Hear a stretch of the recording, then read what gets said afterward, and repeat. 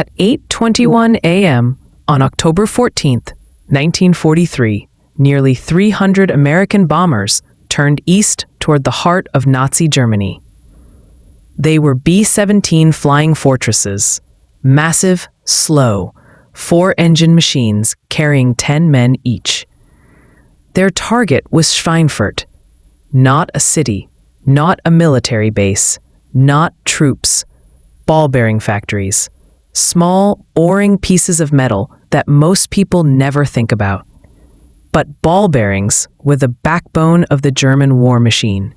Every tank, every truck, every aircraft engine, no ball bearings meant no war. And the men inside those bombers knew exactly what was waiting for them. Because 2 months earlier, almost the same mission had ended in disaster. 60 bombers destroyed in one day, 600 men gone. And today, there would be no fighter escort for most of the flight. For the first 175 miles, American P-47 Thunderbolts would protect them. After that, the fighters would turn back, and the bombers would fly alone. Everyone knew what that meant. The crews had a name for missions like this. They called them suicide runs, not because they lacked courage, but because the math was brutal. At current loss rates, a bomber crew had less than a 1 in 4 chance of surviving their required 25 missions. And this time, they were flying even deeper. When the escorts peeled away, the German fighters were already waiting. Focke-Wulf 190s, Messerschmitt 109s, fast, heavily armed. Flown by experienced pilots defending their homeland, they hit the bombers from every angle. Cannons tearing through aluminum, explosions ripping wings apart. Planes spiraling down in flames. By the time the surviving bombers limped back to England, 60 aircraft were gone. 600 men, dead or captured. Another 17 bombers were so badly damaged, they would never fly again. Over 20% of the force lost in a single mission.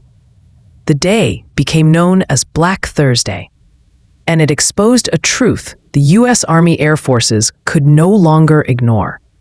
The entire daylight bombing strategy was collapsing. Not because bombers weren't tough, not because crews weren't brave, but because the bombers were alone. Germany's most important targets were simply too far away. No American fighter could escort them all the way. And without escort, the bombers were being slaughtered. What makes this story almost unbearable is that the solution already existed.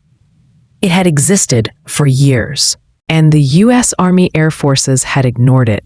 The fighter that could have saved those men was sitting in a filing cabinet.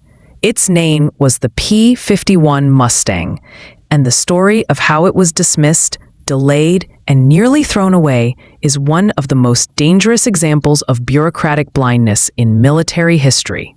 The Mustang didn't begin as an American idea. It began with desperation. In early 1940, Britain was running out of time. France was collapsing. Germany was unstoppable, and the Royal Air Force needed fighters fast. The British Purchasing Commission approached an American company called North American Aviation. They wanted them to build the Curtiss P-40 under license. The P-40 wasn't great, but it was available. North American's president, James Dutch Kindleberger, listened. Then, he made a move that sounded insane. He said no. Instead, he promised something better.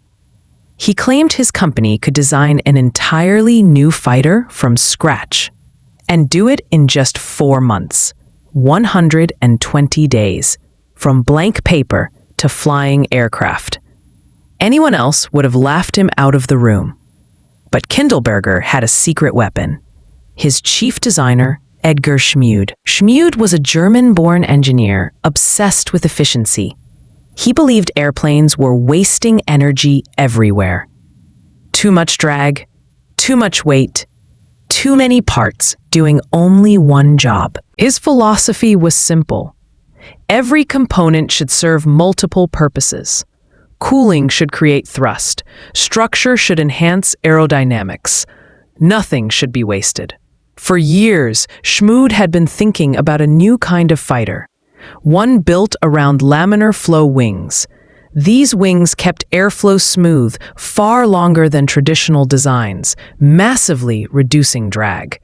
Less drag meant more speed, more range, more efficiency, and Schmood knew exactly where other fighters were failing. Radiators hanging in the wind, engines choking at altitude, airframes that were beautiful but impossible to mass produce. The Mustang would fix all of that. The team worked almost non-stop, 18-hour days, 7 days a week. They slept in the factory. They ate at their desks.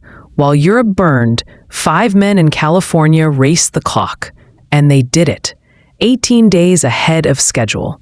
The prototype rolled out in September 1940. When it first flew, it shocked everyone. It was faster than any American fighter in service. Stable, smooth, easy to fly. The British ordered hundreds immediately. They named it the Mustang. But there was a catch: the engine. The early Mustang used the Allison V1710, a good engine at low altitude, terrible at high altitude. Above 15,000 feet, it gasped for air, and that single flaw nearly killed the Mustang's future. The Royal Air Force found uses for it: low-level reconnaissance, ground attack, fast strike missions over France. The Mustang excelled there. But the U.S. Army Air Forces? They barely looked at it. 2 Mustangs arrived at Wright Field in Ohio for evaluation. They sat on the ramp. Months passed.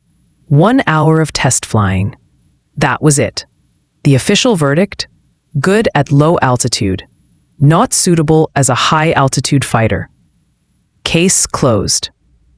The Army Air Forces had already committed to other planes.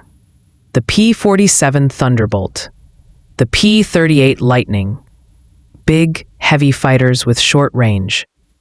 The Mustang didn't fit their plans, and more importantly, it didn't fit their pride. It was a British-funded plane, designed to British requirements, powered by the wrong engine, so they ignored it, while bombers kept dying. The turning point came from Britain again. Rolls-Royce engineers looked at the Mustang and saw the obvious fix: replace the Allison engine, install a Merlin. The Merlin was the heart of the Spitfire. 2-stage supercharger, excellent high-altitude performance.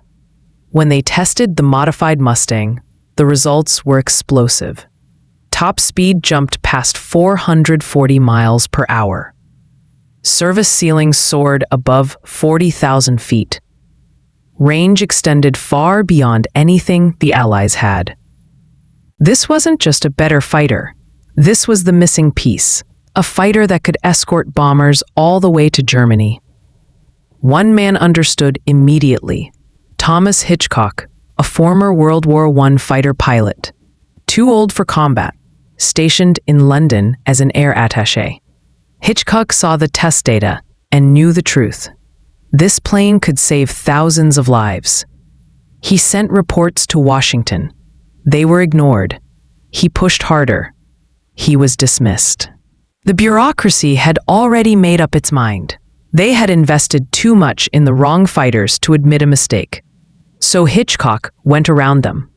He bypassed chains of command, called in favors, confronted decision-makers directly. And finally, reality caught up with pride. In late 1942, after bomber losses reached catastrophic levels, the order was given. Over 2,000 Merlin-powered Mustangs would be built. But it was already late. Production took time.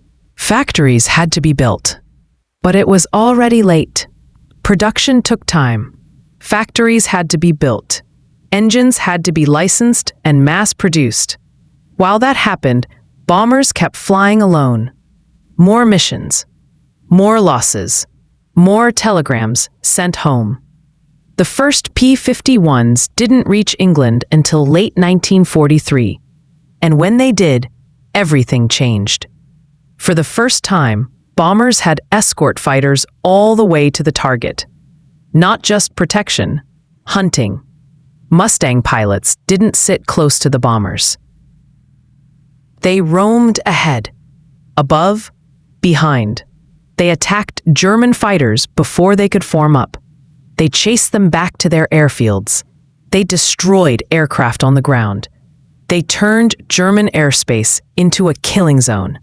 Loss rates plummeted from over 9% to under 3%. That difference meant thousands of men lived. The Luftwaffe couldn't adapt. The Mustang was faster, longer ranged, relentless. German pilots couldn't hide, couldn't retreat, couldn't regroup. Even jet fighters weren't safe. Mustangs waited near their bases and attacked during takeoff and landing. By 1944, Germany was losing experienced pilots faster than it could train new ones. The spiral was fatal. When Mustangs appeared over Berlin, Hermann Göring reportedly said he knew the war was lost because distance, Germany's greatest shield, was gone. The Mustang didn't just escort bombers.